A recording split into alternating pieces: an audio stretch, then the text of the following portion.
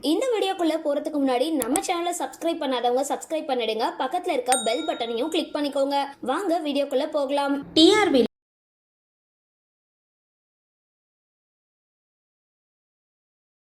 இந்த சீரியலோட ஒளிபரப்பு துவங்கின நிலையில தற்பொழுது ஒரு வருடத்துக்கு கடந்து வெற்றிகரமா ஓடிக்கிட்டு இருக்கு.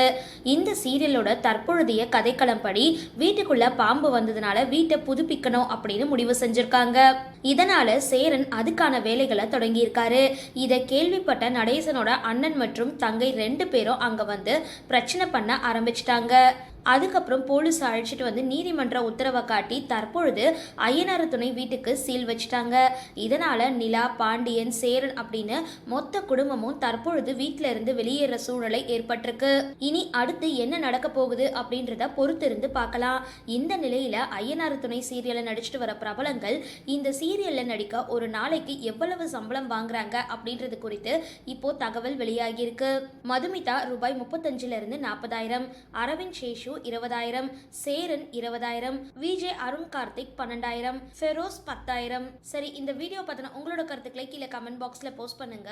வீடியோ பிடிச்சிருந்தா லைக் பண்ணுங்க, ஷேர் பண்ணுங்க, மறக்காம டிபி காபி சேனலை சப்ஸ்கிரைப் பண்ணுங்க.